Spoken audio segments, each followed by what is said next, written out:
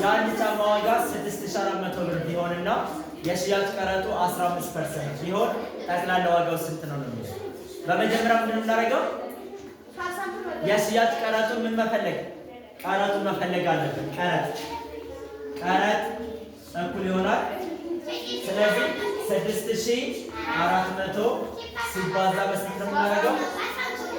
6400 ሲባዛ በ15 ስለዚህ 6400 ሲባዛ በ15 መቶኛ ማለት ነው። 6400 ሲባዛ በ15 መቶኛ ሰው ኦቨር 1 እንደዚህ ጋር 20 በሁለት ይመጣል። ማን ይቀረናል? 64 ሲባዛ በ15 64 ሲባዛ በ15 960 ሲደመር ጠቅላላ ዋጋውን ማግኘት 6400 ሲደመር 960